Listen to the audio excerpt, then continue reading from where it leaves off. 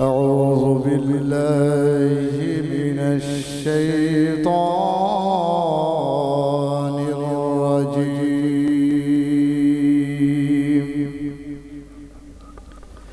بسم الله الرحمن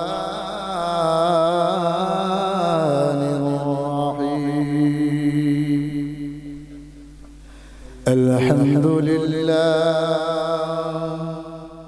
الحمد لله نحمده ونستعينه ونستغفره ونعوذ بالله من شرور أنفسنا ومن سيئات أعمالنا. من يهده الله فلا مضل له ومن يضلله فلا هادي له. ونشهد أن سيدنا وحبيبنا وطبيبنا ومولانا محمدا عبده ورسوله. أعوذ بالله من الشيطان الرجيم. وأنذر عشيرتك الأقربين. قال النبي صلى الله عليه وسلم: يا أيها الناس قولوا لا إله إلا الله تفلحون، أو كما قال عليه الصلاة والسلام: إن الله وملائكته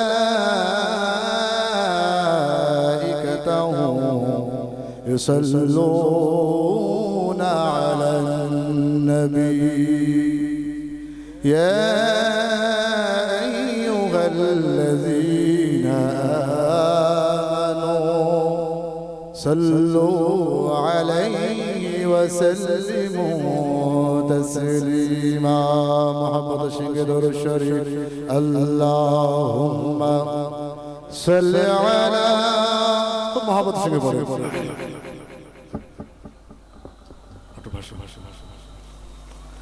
وعلى علي سيدنا مولانا محمد. আমি কোরআনের সুর মাঝে শুনেছি জনাব, আজানের সুর মাঝেও শুনেছি জনাব। কি আমরা কোরআনের মাঝে নাম শুনি না? একটা নাম রহস্য আছে না? তাই কবি বলছে, আমি কোরআনের সুর মাঝে শুনেছি জনাব, আজানের সুর মাঝেও শুনেছি জনাব। ও না শুনেছি আমি আমার হৃদয়, হে রাসূল নবীজি তোমার। বলুন সুবহানাল্লাহ। হে রাসূল নবীজি তোমার। আমি কোরআনের সুর মাঝে শুনেছি জনাব, আজানের সুর মাঝেও শুনেছি জনাব। ও নামে মধুমাখা, ও নামে জাদু রাখা, ও নামে মধুমাখা, ও নামে জাদু রাখা, ও নাম বিনি তোমার শাফাত হারাম। নবীর নাম ছাড়া কি শাফাত হবে? সমস্ত নবীরা দাঁড়িয়ে থাকবে, আমাদের রাসূলের শাফাত ছাড়া, রাসূলের অনুমতি ছাড়া নবী জান্নাতে যেতে পারবে না। তাই কবি বলছে, ও নবী তোমার শাফাত হারাম, আমি কোরআনের সুর মাঝে শুনেছি যে নাম, আজানের সুর মাঝেও শুনেছি ও নাম। আল্লাহুম্মা, খুব মহব্বত সঙ্গে বলেন।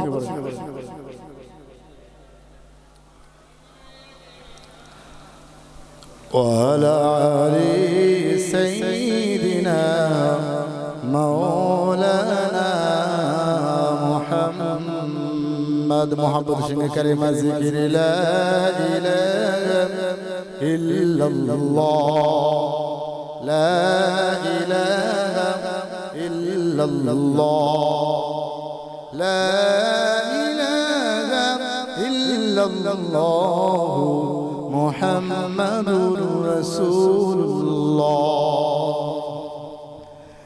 बंदगी में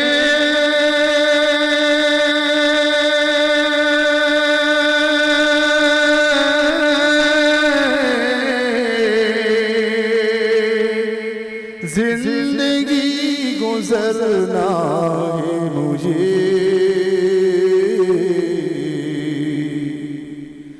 बंदगी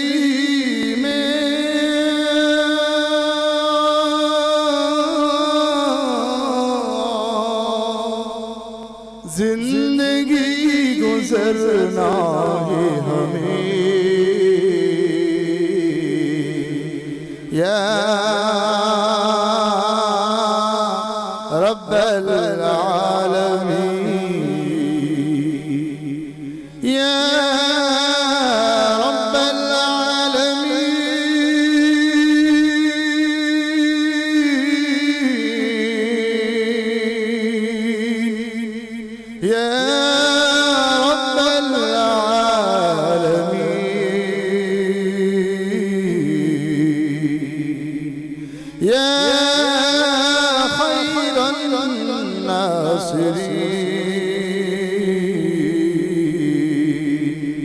نصر من الله وفتح قريب وبشر المؤمنين। بندگی میں زندگی گزرنا ہے ہمیں، بندگی میں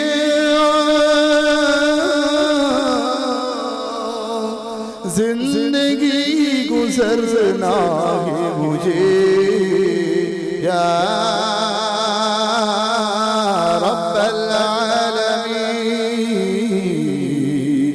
یا رب العالمین، لا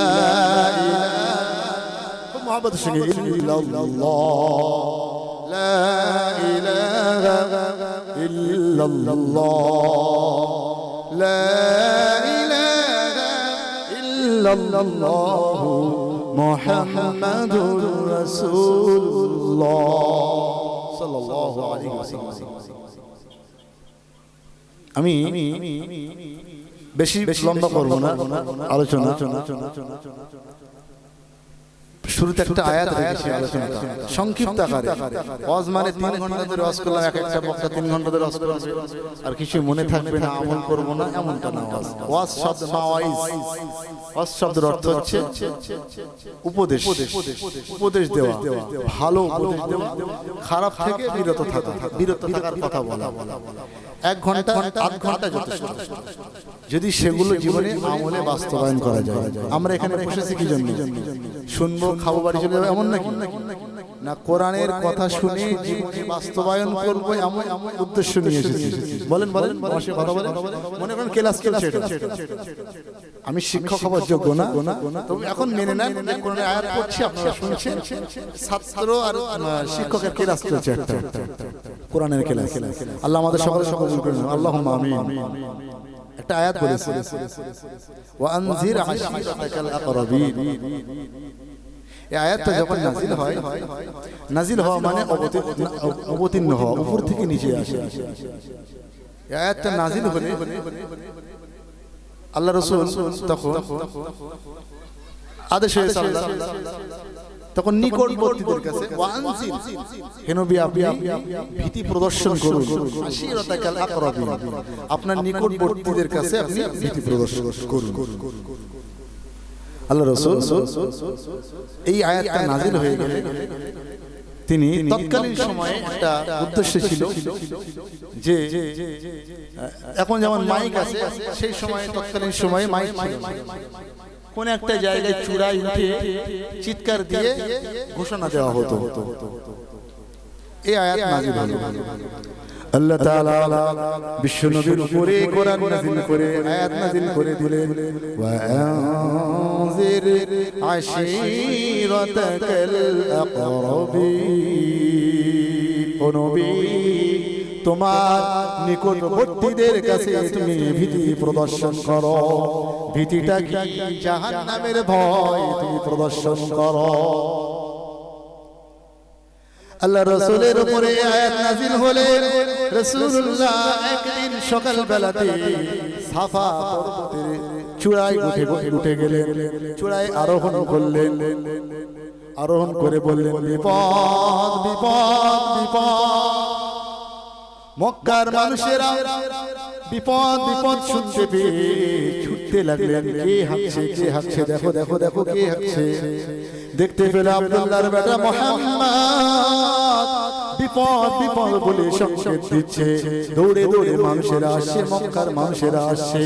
সাফা পর্বতের পাদদেশে রাসূলুল্লাহর সম্মুখে যখন মক্কার মানুষেরা জড়ো হয়ে গেল, একত্রিত হয়ে গেল, হয়ে যাবার পরে সকলে বলল ও মুহাম্মদ, কেন ডেকেছো বলো, তুমি কেন আজ সকাল বেলাতে হঠাৎ করে বিপদ বিপদ বলে চিৎকার করলে? আমাদেরকে একটু বলো, কেন আমরা অন্য কারোর কথা শুনে আসিনি? তুমি আমাদের কাছে আসিনি, তুমি আমাদের কাছে বিশ্বাসী আমানতদার, তোমার কথা বিপদ বিপদ সংকেত শোনার সঙ্গে সঙ্গে আমরা সকলেই চলে এসেছি। সকলে সমবেত হয়ে আল্লাহ রাসূলের কাছে আরজি করছেন, বলুন কি বিষয় ব্যাপারটা?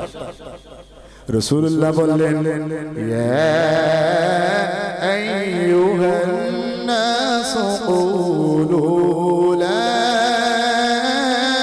ইলাহা ইল্লাল্লাহু তুফলিহুন। ওহে উপস্থিত মানব মণ্ডলী, ওই জনমণ্ডলী, ওই মক্কার মানুষেরা, তোমরা খুব সতর্কভাবে শোনো, খুব সাবধানতার সঙ্গে শোনো, খুব সচেতন ভাবে শোনো আমার কথাটা।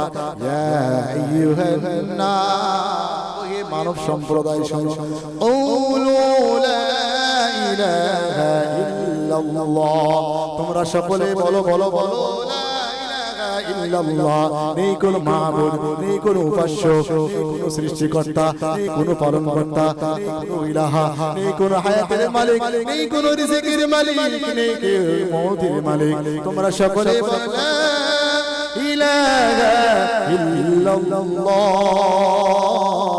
আল্লাহ ছাড়া কোনো মাবুদ নাই, কোনো স্রষ্টা নাই, কোনো রিজিকদাতা নাই। তাহলে তুফলিহুন, তোমরা সকলেই সফলকাম হয়ে যাবে। বুঝাচ্ছে কিছু?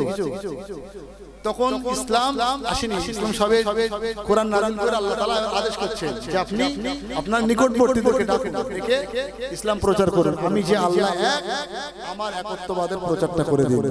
আর যদি ওরা একবার মেনে নেয় তাহলে হয়ে যাবে তুফলিহুন। এখন ওই ভিড়ের ভিতরে, ওই জনগণের ভিতরে একজন ছিল, পিছন দিক থেকে একটা পাথর ছুঁড়ে বিশ্বনবী মুহাম্মদুর রাসূলুল্লাহ সাল্লাল্লাহু আলাইহি ওয়াসাল্লামের দিকে নিক্ষেপ করে দিল। দেখা গেল কে কে কে কে এই পাথরটা ছুঁড়ে নিক্ষেপ করলো আমার দিকে। দেখা গেল মানুষ সরতে দেখা যায় রাসূলের আপন চাচা আবু লাহাব। কি নাম? আবু লাহাব ওনার আসল নাম না, এটা কুনিয়াত নাম, উপনাম। ওনার নাম হচ্ছে উজ্জা, লাত ওয়াল উজ্জা ওয়া মানাত আস-সালিসাতুল উখরা। এই উজ্জা নামের একটা দেবতা ছিল, সেই দেবতার নামে নামটা আবু লাহাব। ওনার যে উপনাম, ওনার এই নামে একটা সূরা নাযিল হয়। তখন আবু লাহাব বলল, ও মুহাম্মদ, তোমার কি খিরি কাজ নাই? এই সকালবেলা সকলকে বিপদ বিপদ বলে ডেকে এখন এই ফালতু কথা আমাদের শোনাচ্ছ? ধ্বংস হও, তাব্বালাকা ইয়া মুহাম্মদ, তাব্বালাকা ইয়া মুহাম্মদ, তুমি ধ্বংস হও মুহাম্মদ, তুমি ধ্বংস হও। আল্লাহ তাআলা এই কথা শোনার সঙ্গে সঙ্গে সহ্য করতে পারলেন না, একটা সূরা নাযিল করে দিলেন। কি সূরা আমরা সকলেই জানি, আমার সঙ্গে শুনুন। তাব্বাত ইয়াদা আবি লাহাব ওয়া তাব, মা আগনা আনহু মালুহু ওয়া মা سيصلى نارا ذات لهب وامرأته حمالة الحطب في جيدها حبل من مسد। الله أكبر। কোরআন আয়াত সূরা নাযিল করে দিলেন। আল্লাহ তাআলা বললেন, তাব্বাত ইয়াদা আবি লাহাব ওয়া তাব, ধ্বংস হও, ধ্বংস হও, ইয়াদা আবি লাহাব ওয়া তাব, আবু লাহাব ধ্বংস হও, ধ্বংস হও। ইয়াদুন শব্দের অর্থের ব্যাখ্যা এসেছে তাফসীরে ইবনে কাসীর, তাফসীরে জালালাইন, তাফসীরে ফি জিলালিল কোরআন, তাফসীরে মারিফুল কোরআন, তাফসীরে রুহুল বায়ান, তাফসীরে রুহুল মানি, বহু তাফসীরের কিতাবের ভিতরে ব্যাখ্যা এসেছে ইয়াদুন শব্দ দ্বারা আল্লাহ তাআলা বুঝিয়েছেন ইয়াদুন অর্থ আবু লাহাবের মাথা থেকে পা পর্যন্ত ধ্বংস হোক। বলুন সুবহানাল্লাহ। ইয়াদুন মানে হাত, ইয়াদুন মানে হাত, কিন্তু আল্লাহ তাআলা এই ইয়াদুন দ্বারা আবু লাহাবের তাফসীরকারক ইবনে কাসীর রাহমাতুল্লাহ আলাইহি তিনি বলছেন যে মাথা থেকে পা পর্যন্ত আবু লাহাব ধ্বংস হোক। এটা বাহ্যিক দিক। আরেকটা দিক আছে যে আবু লাহাব মাথা থেকে পা পর্যন্ত ধ্বংস হবে, আর দুনিয়াও ধ্বংস হবে, আখিরাত ধ্বংস হবে। এখন বলুন, আমি আসছি ব্যাখ্যা। আমাদের সমাজ যদি বলা হয়, ওই এখন তার অমুসলিমদের বলা হয় না, আমরা বলি কাদের? মুসলমানদের। এখনকার আমরা বসে কাদের? মুসলমানদের। আচ্ছা, কোরআন কি শুধু মুসলমানদের জন্য? আমার সঙ্গে কথা বলতে হবে, মাথা না আওয়াজ দিয়ে বলতে হবে। কোরআন কি মুসলমানদের জন্য না, কিন্তু কোরআন হলো সমগ্র মানব জাতির জন্য। আমি বলছি না, কোরআন বলছে। শুনুন, তানজিলুল কিতাবি লা রাইবা ফীহি মির রাব্বিল আলামিন।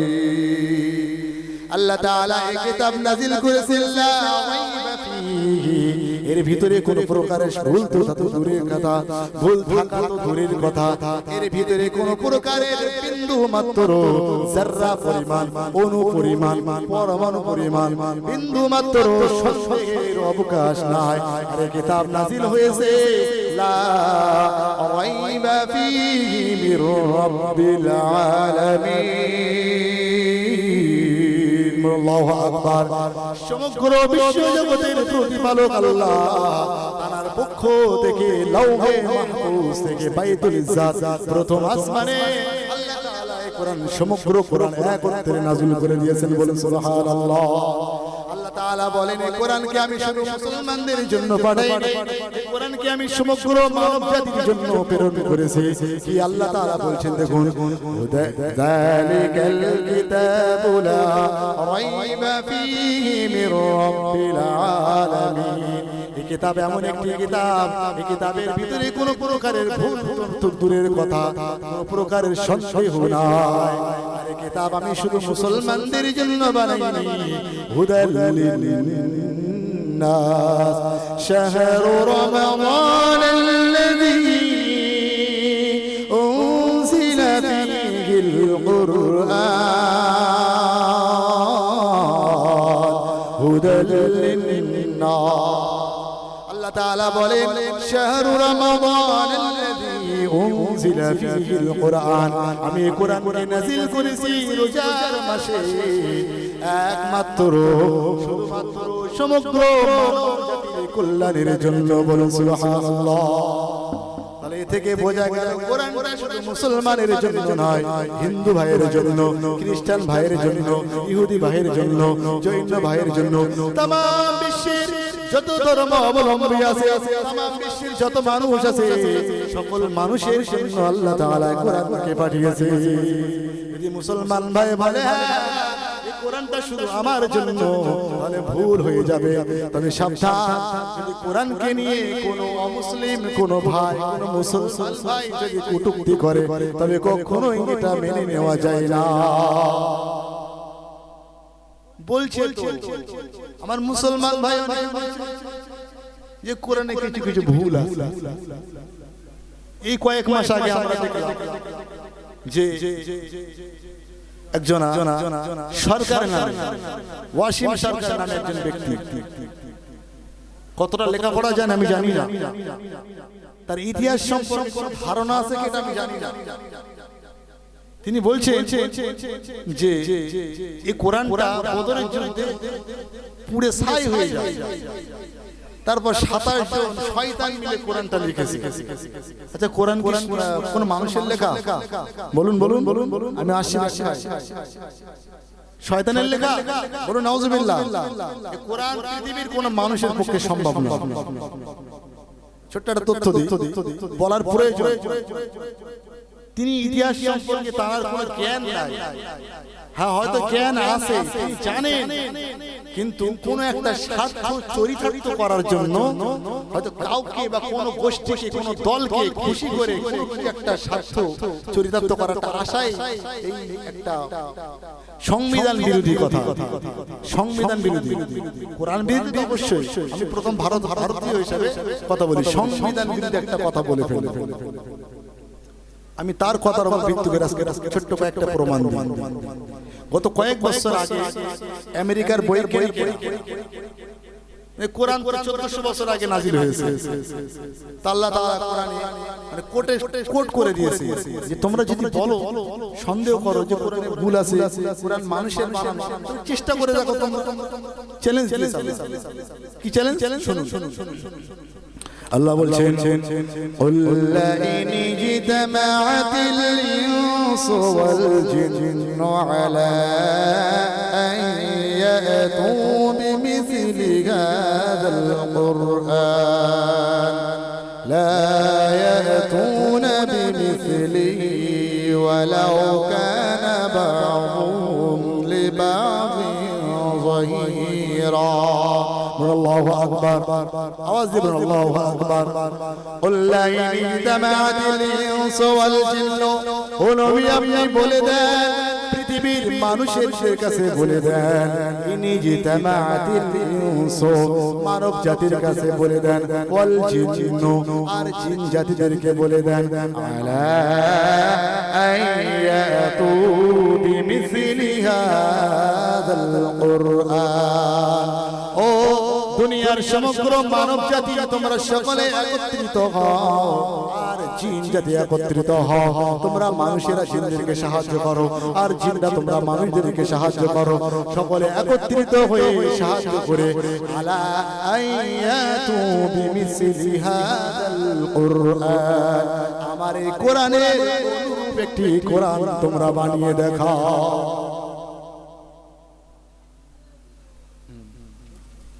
কি বলছেন? আল্লাহ তাআলা কথা শুনছেন তো নাকি?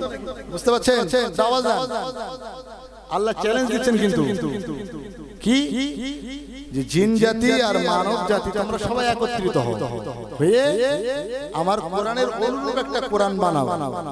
যারা ইতিমধ্যে কোরআন নিয়ে কটূক্তি করে, বিরোধী করে, কোরআন আল্লাহ তো বানা, মানুষের বানানো, এটা সেটা ইত্যাদি ইত্যাদি ভুল আছে, তাদের জন্য জবাবটা শুনে আল্লাহ চ্যালেঞ্জ দিয়েছে, তোমরা পারো যদি সমগ্র জিন জাতি আর মানব জাতি একত্রিত হও, ভাই আমার কোরআনের অনুরূপ কোরআন তোমরা বানিয়ে দেখাও। ওয়ালাউ কানা বা'দুহুম লিবা'দিন যাহিরা, একে অপরকে সাহায্য করে আমার কোরআনের অনুরূপ একটি কোরআন বানিয়ে দেখাও। আজ 1450 বছর হতে 1500 বছর 1500 বছর হয়ে গেল, আজ পর্যন্ত পৃথিবীর কোন বৈজ্ঞানিক, কোন মাস্টার, কোন ডাক্তার, কোন প্রফেসরের পক্ষে সম্ভব হলো না, কোরআন তো দূরের কথা, কোরআনের একটি আয়াত বানানোর কোনো সক্ষম হলো না। বলো সুবহানাল্লাহ। এই আয়াত যখন বৈজ্ঞানিকেরা দেখলো, এত বড় একটা চ্যালেঞ্জ, আমেরিকার বৈজ্ঞানিকেরা গত কয়েক বছর আগে তারা গবেষণা করতে লাগলো। গবেষণা করে সুপার কম্পিউটারের সম্মুখে বসে তারা কম্পিউটারকে প্রশ্ন করলো, হোয়াট ইজ দ্য হোলি কোরআন? কি বলছে? যাতাই বৈজ্ঞানিক গবেষক তারা সুপার কম্পিউটার, আমার বাড়িতে যে কম্পিউটার আছে কম্পিউটার না, সুপার কম্পিউটার, সেই কম্পিউটারকে প্রশ্ন করছে, হোয়াট ইজ দ্য হোলি কোরআন? কোরআনটা কি? কোরআনের অনুরূপ কি একটি কোরআন বানানো যাবে? সম্ভব হবে? কিছুক্ষণের মধ্যে সঙ্গে সঙ্গে ওই সুপার কম্পিউটার একটা তথ্য বৈজ্ঞানিকদের সামনে ছুড়ে দিল। আমি মন গড়া কথা বলছি না, কিতাব পড়ে বলছি। যে তথ্যটা দিয়েছে, এই তথ্যটা বৈজ্ঞানিকেরা দেখে হতভম্ব হয়ে অবাক হয়ে গেছে, বিস্ময় হয়ে গেছে। এই কি অবস্থা? এমনটা সম্ভব? কি বলছে? শুনুন। বলছে কোরআনের মতো, কোরআনের অনুরূপ একটা কোরআন যদি কেউ বানাতে চায়, তাহলে 626 সেপ্টিলিয়ন বছর সময় লাগবে কোরআনের মতো একটি কোরআন বানাতে। আমি অঙ্ক আমি বুঝি না, যারা বোঝেন তারা বুঝে নেবেন, অনেকে সায়েন্সের স্টুডেন্ট থাকতে পারে। সেপ্টিলিয়ন হিসাব আসে 24টা শূন্য দিতে হয় পিছনে, 24টা শূন্য। বলছে কি? তারপরে 460, বর্তমান বৈজ্ঞানিকদের ধারণা অনুযায়ী পৃথিবীর বয়স 460 কোটি।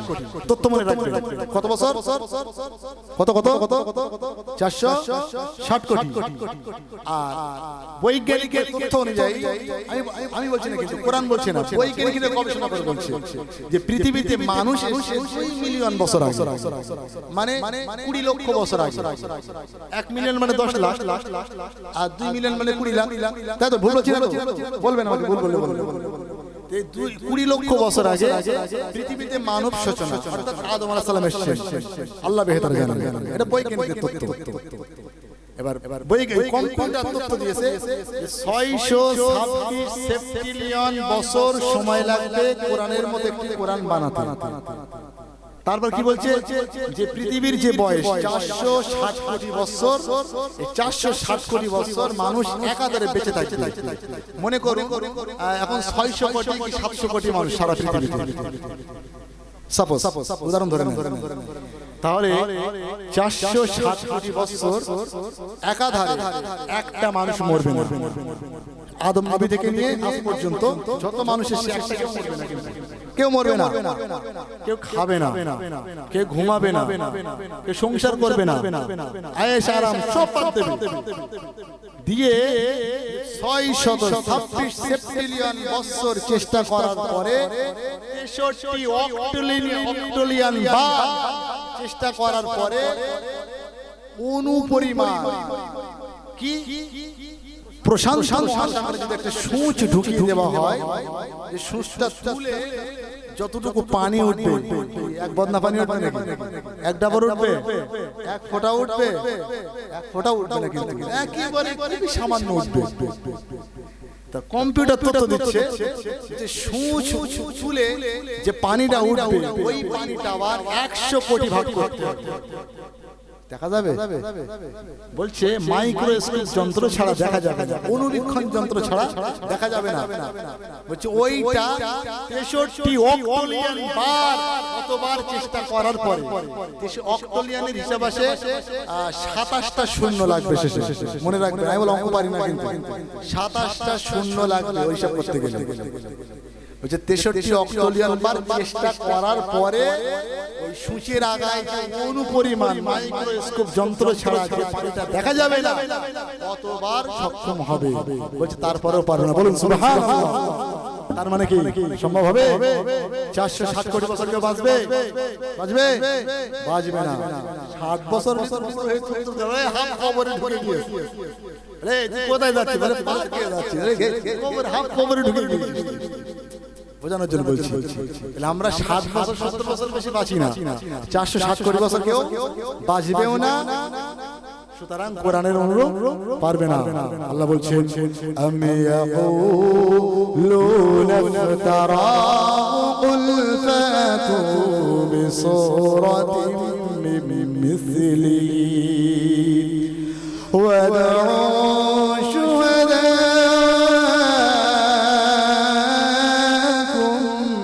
মিন দুনিল্লাহ ওয়াদউ شهداءكم من دون الله إن كنتم صادقين الله أكبر আওয়াজ দিয়ে বলুন আল্লাহু আকবার। আল্লাহ তাআলা বলেন আমি ইয়াকুলুন ইফতারা, ও নবী বলেন তারা কি বলে কোরআন আপনার বানানো। ও নবী আপনি কাফেরদেরকে বলে দেন যারা আমার কোরআন নিয়ে সন্দেহ পোষণ করে, যারা আমার কোরআনকে বলে আল্লাহর বানানো, আল্লাহর কোরআন না, যারা আপনাকে বলে আপনার বানানো কোরআন, ও নবী আপনি তাদেরকে বলে দেন আমি ইয়াকুলুন ইফতারা, তারা যে সন্দেহ পোষণ করে আপনি বলেন উল ফাতু বিসূরাতিন মিন মিসলিহি।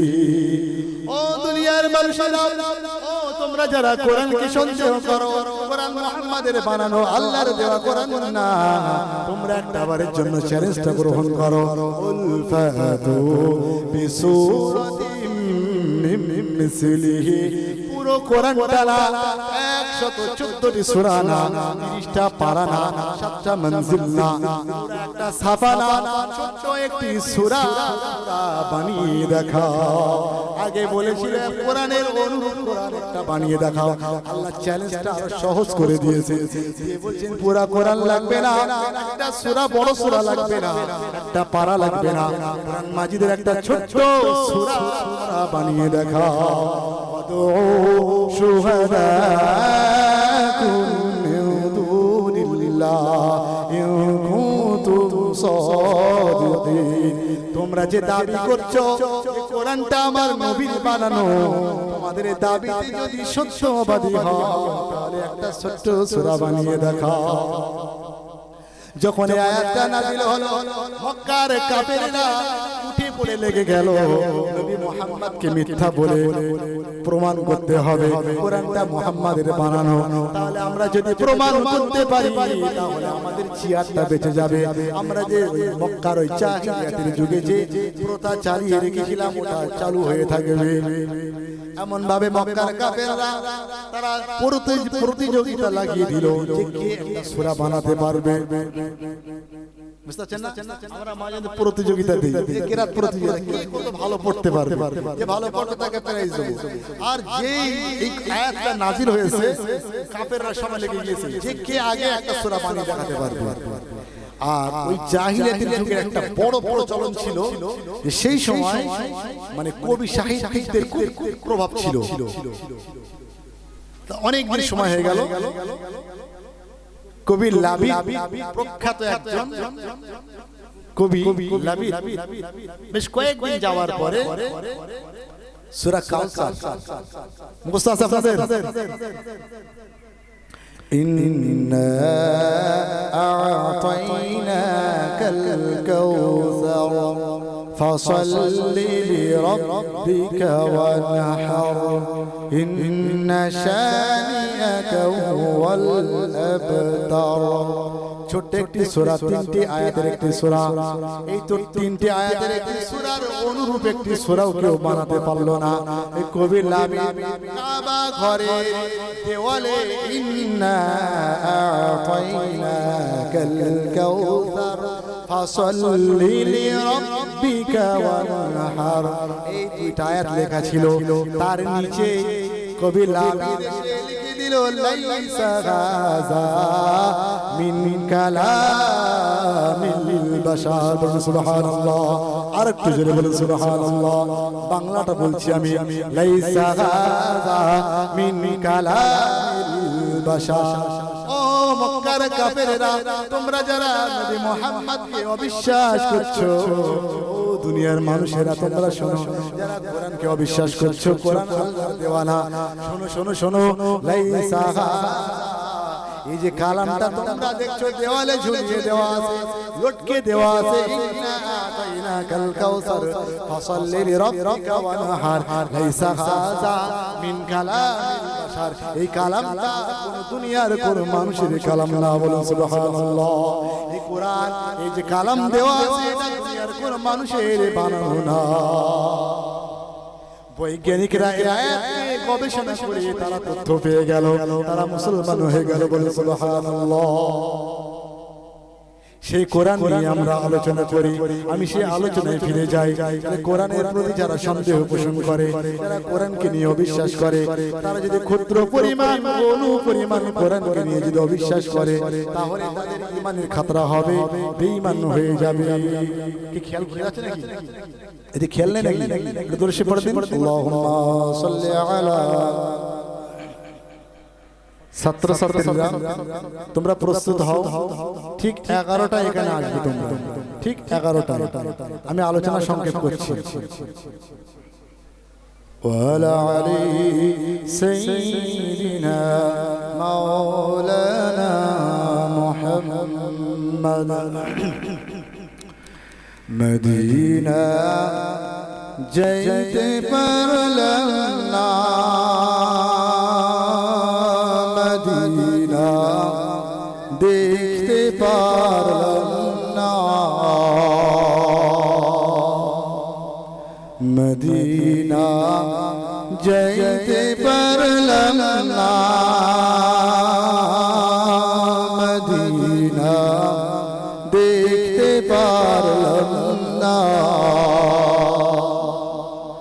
আমি অসহায় এত দূরে রই, শুধু সালাম জানাই, মদিনা যাইতে পারলাম না।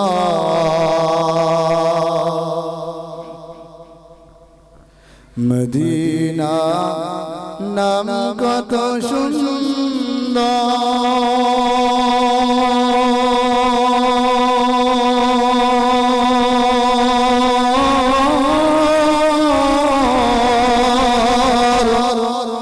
মদিনা কিরে সে অন্তর,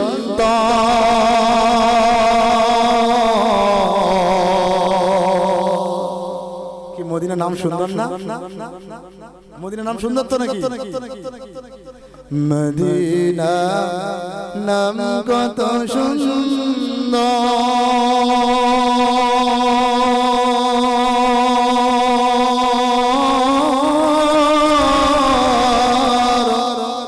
মদিনা কিরে সে অন্তর,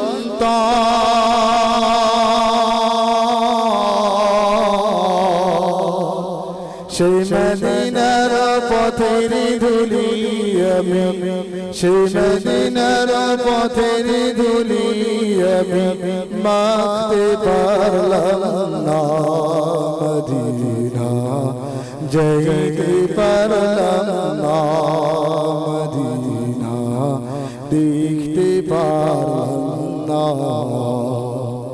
আমি অসহায় এত দূরে রই, আমি অসহায় এত দূরে রই, শুধু সালাম জানাই, মদিনা যাইতে পারলাম না। আল্লাহুম্মা সাল্লি আলা, খুব মহব্বতের সঙ্গে পড়ে, আওয়াজ দিয়ে পড়ে। ওয়ালা আলি সাইয়্যিদিনা মাওলানা মুহাম্মদ মদিনা নাম কত মধু,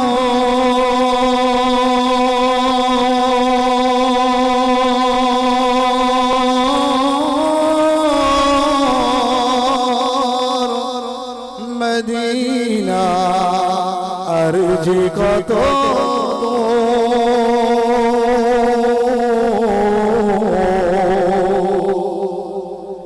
মদিনা নাম কত মধু,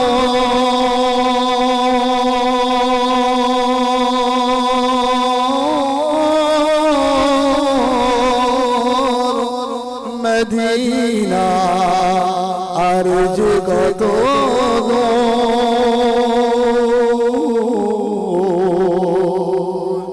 পাখির নেই ডানা থাকিলে পাখির নেই ডানা থাকিলে যেতাম মদিনায় মদিনা যাইতে পারলাম না মদিনা দেখতে পারলাম না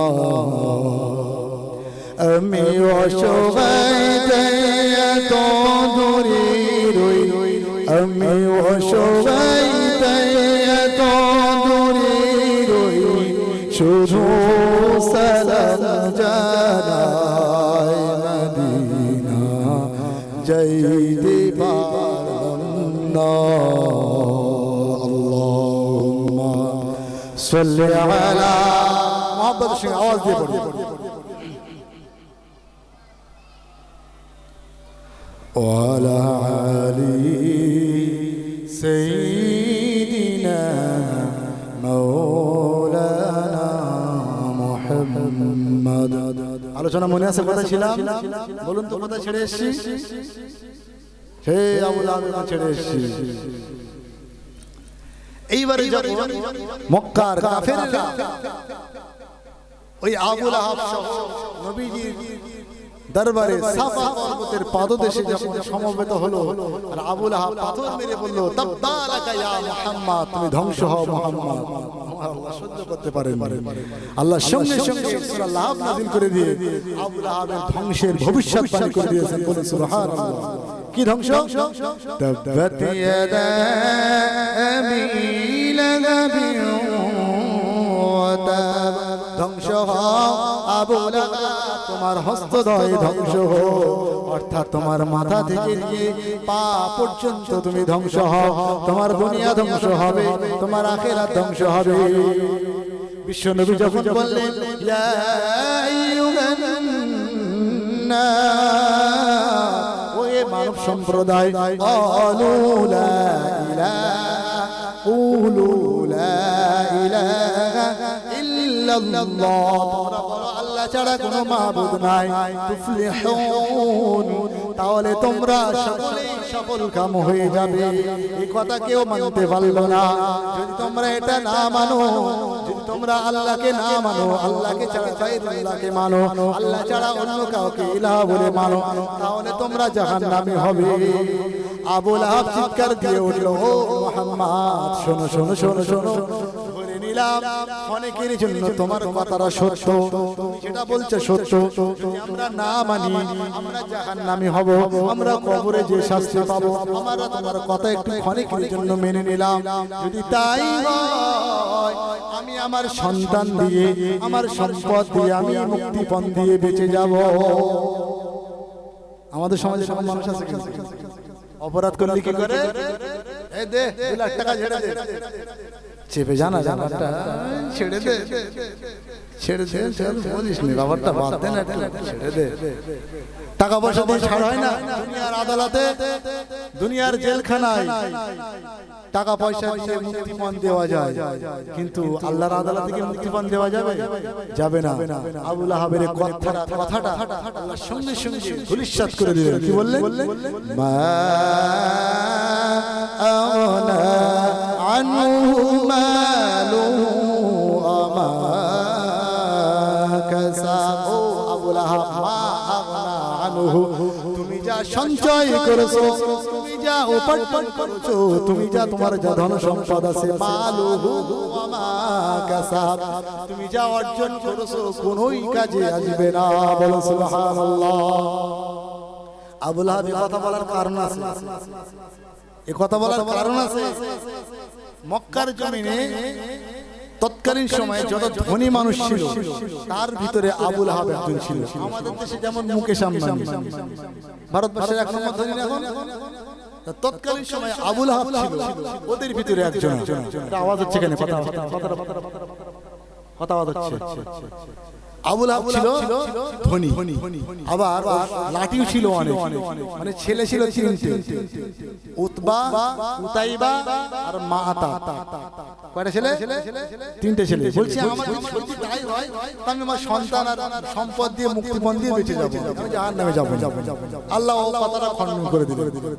আল্লাহ বলছেন সায়াসলা নারান যাতালাহা, ও আবু লাহাব তোমার এই আশাটা ভঙ্গ হবে, অচিরে খুব দ্রুত শীঘ্রই তোমাকে আমি জাহান্নামে নিক্ষেপ করে দেব। আবু লাহাবের স্ত্রী ছিল জামিল, জামিল ওর নাম আরওয়া। আবু লাহাবের স্ত্রীর নাম আরওয়া। আরেকটা মতভেদ আছে, এই আরওয়ার নাম উম্মে জামিল করা হয়। কাঠ বহনকারী, বিশ্বনবী দ্বীন প্রচারের কাজে যেতেন, রাস্তায় কাঁটা বিছিয়ে রাখতেন, তাই তার নাম, সে কাঠ বহন করত, তার নাম দেওয়া হলো উম্মে জামিল। রাসূলুল্লাহর সঙ্গে শত্রুতা করার জন্য এ থেকে জেড পর্যন্ত বোঝানোর জন্য বলছি, যত প্রকার দরকার সমস্ত প্রকার শত্রুতা আবু লাহাবের স্ত্রী করেছিল।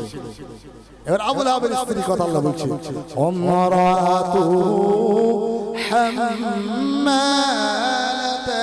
হাতাব, তোমার স্ত্রী যে কাঠ বহন করে, ফি জিরিহা হাবলুম মিন মাসাদ, তার মৃত্যুটা হবে, তার ধ্বংসটা হবে গলায় ফাঁস লেগে খেজুরের ছাল দ্বারা, আঁশ দ্বারা পাকানো দড়ি দিয়ে।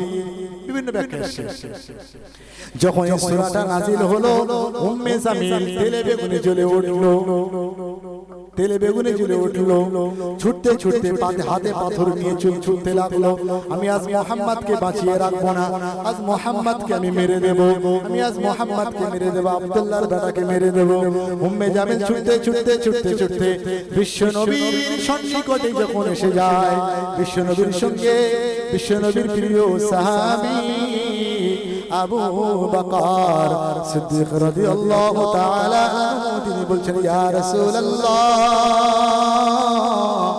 আমার প্রিয় রাসূল, আমি বড় ভয় করেছি, আমার আশঙ্কা হচ্ছে না জানি উম্মে জামিল আজকে আপনাকে কোনো ক্ষতি করে দেয়।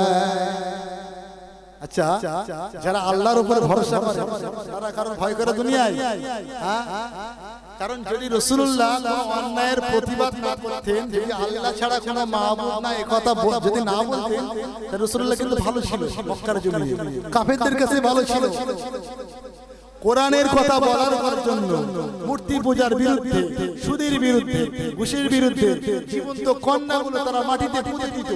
এই সমস্ত অনাচার জুলুমকে রুখে দেওয়ার জন্য কোরআন যখন বলেছিলেন, তখন রাসূলুল্লাহ হয়ে গেলেন চরম শত্রু। আর তখন রাসূলুল্লাহকে মারার জন্য, হত্যা করার জন্য তারা সর্বস্ব চেষ্টা করেছিল। মহিলারাও ছিল না। তার ভিতরে আমাদের সমাজে উম্মে জামিল নামের কিছু মহিলা আছে, ওরা কোরআনের কথা বললে গানা টকবক টকবক রক্ত ফোটে, জ্বালা করে 30 বেগে জ্বলে ওঠে। পুরুষদের কথা বাদ দাও, তো একেবারে 180 মাইল বেগে ছোটে সবাই ভালো আছে। যখন হারাম সুদের বিরুদ্ধে অন্যায়ের প্রতিবাদ যখন করা হয়, তখন এদের গা জ্বলে ওঠে। যখনই মনে করবেন গা জ্বলে ওঠে, পাক্কা মুনাফিক। হ্যাঁ, শুনছেন? খারাপ লাগছে শুনতে? যখনই কোরআনের ব্যাখ্যা করা হবে, যার গা জ্বালা করবে, রাগ হবে, মনে করবেন পাক্কা মুনাফিক, একদম 100% খাঁটি মুনাফিক। আমি বলছি না, আল্লাহ বলছেন। কি বলছেন? আবার ব্যাখ্যা করে দিচ্ছেন। আচ্ছা, 11টা বেজে গিয়েছে, তোমরা চলে এসো। আওয়াজ বন্ধ, আস্তে আস্তে আমি শর্ট করছি, ছাড়তে হবে। আচ্ছা, ঠিক আছে, এখন শেষ করে দিই। উম্মে জামিল আসছে, কথাটা বলে শেষ করে দিই। উম্মে জামিল ছুটতে ছুটতে আসছে, আব্দুল্লাহর বেটা